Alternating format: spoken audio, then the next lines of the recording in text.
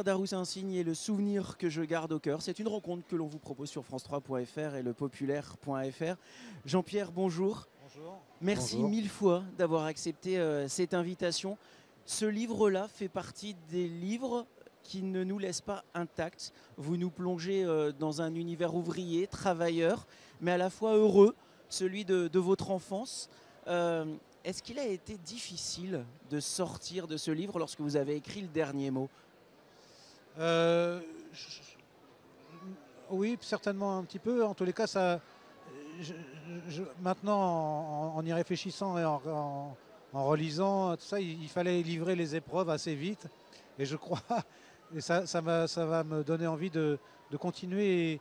Et peut-être, je vois que j'ai d'autres faces d'autres phases de ma vie, d'autres phases de mon existence, d'autres façons de présenter les choses qui pourraient être une espèce de, comme la couverture d'ailleurs, comme je me regarde, eh ben, je peux aussi me regarder d'une autre façon et ça me donne envie d'en écrire un autre. Ça, c'est une très bonne nouvelle pour le lecteur que nous sommes, parce que nous, on ne sort pas intact de la lecture. Ça, je peux vous le dire, vraiment. Justement, quand vous voyez cet enfant et ce regard, qui est-ce que vous voyez par rapport à celui que vous êtes devenu aujourd'hui, à l'homme que vous êtes aujourd'hui ? Ah, je vois une innocence, un terrain en friche et évidemment l'existence c'est toujours une évolution, c'est toujours une façon dont on prend en charge beaucoup de l'existence des autres, aussi de ceux qui nous entourent et qui nous transmettent. Et c'est aussi ça que j'ai voulu, que j'ai voulu restituer dans ce livre. J'ai voulu capter toutes des choses qui disparaissent et voilà, que ça ne soit pas que l'être morte, que aussi que ça continue à vivre, quoi. Ça veut dire quoi, Jean-Pierre Daroussin ? Ça veut dire que c'est un livre contre l'oubli ? Oui, oui, ça veut dire que je me suis aperçu en voyant mon père qui perdait la mémoire sur la fin de sa vie.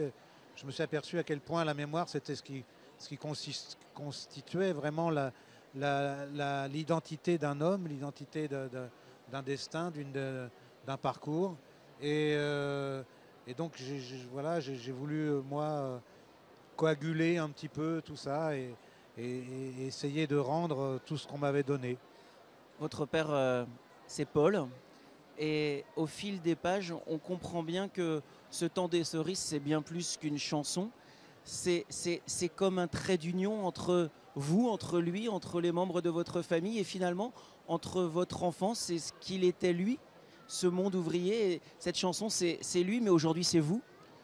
Oui, c'est un trait d'union en tous les cas sur une fierté du geste, du travail, de la compréhension de la vie, de la façon dont on se situe dans une communauté et de l'importance du rouage que l'on représente. Et le temps des cerises, qui est évidemment une chanson symbolique, une chanson populaire, qui est un peu comme à une époque, c'était la chanson qu'on chantait à la fin des repas, c'était la chanson qui représentait les paysans, Avec les votre père qui travailleurs. montait comme ça à la fin de la chanson, son Oui, ton de voix qui montait. Ben oui, parce que sur le dernier vers et le souvenir que je garde au cœur, Oui.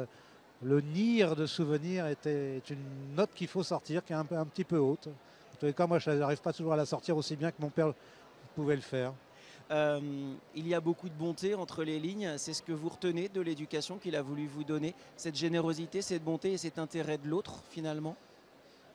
À travers les drames, les difficultés, les disparitions, et pas uniquement les disparitions de personnes, les disparitions des métiers, les disparitions de pans entiers de l'industrie, D'un monde. à travers la disparition d'un monde. Évidemment, il y a, derrière tout ça, il y a, mais ça, je pourrais l'emprunter à un de mes maîtres, qui est Anton Tchekhov, qui est un des maîtres de théâtre. C'est malgré tout ça, il y a toujours des tonnes et des kilos d'amour et c'est ce que c'est là-dedans que j'ai baigné. Oui, j'ai de la chance d'avoir été entouré de gens qui avaient envie de transmettre, avaient envie de communiquer, qui avaient le sourire aux lèvres et beaucoup de tendresse, beaucoup de douceur et beaucoup de confiance dans ce qu'on allait devenir. Alors de temps en temps, on est très surpris à la lecture de ce livre, parce que vraiment, si vous ne lisez pas beaucoup, lisez ce livre. Et si vous lisez déjà beaucoup, lisez-le quand même, parce que ce sera un véritable choc de temps en temps.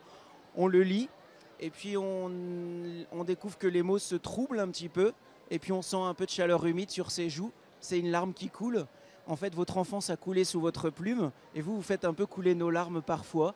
C'est comme page 203, par exemple, lorsque vous écrivez un jour il partira, Paul, et comme hélas il n'a plus de chez lui depuis belle lurette, comme il est trop profondément déraciné, je ne pourrais pas, sur son lit de mort, me pencher vers lui pour lui glisser à l'oreille: t'inquiète pas, papa, je vais te ramener chez toi.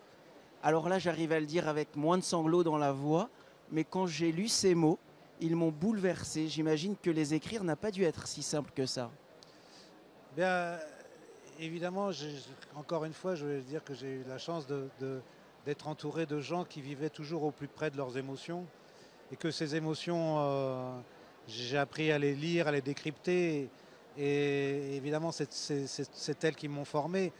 Mon père avait conscience, puisque même ces paroles-là, je l'ai entendu lui-même les dire à la mère de ma mère. C'est-à-dire qu'il avait conscience de ce que c'était que d'être un déraciné, que d'être quelqu'un qui a quitté son pays pour être son pays, même si ce n'était qu'un coin de province de la France, pour monter à la capitale. Mais on est certainement beaucoup plus proche des arbres qu'on ne le pense. Et c'est pas toujours simple de se transporter avec ses racines et de vivre, de couper de sa terre. Et d'autant plus que, comme je dis souvent, quand on a eu le malheur un jour d'être émigré, on l'est pour toujours, parce que même quand on revient, on reste un émigré. On retrouve une contrée, on retrouve des paysages qui ont changé, ou s'ils n'ont pas changé, c'est encore pire, puisqu'il ne faut que confirmer qu'on a eu raison de partir. Et donc de toute façon, il y a quelque chose qui se passe avec difficulté. Mais quand même, savoir qu'on est imprégné de cette terre, imprégné de cet humus-là, c'est important, et c'est ce qui nous fait pousser et continuer de s'agglomérer et d'être heureux, d'être nombreux.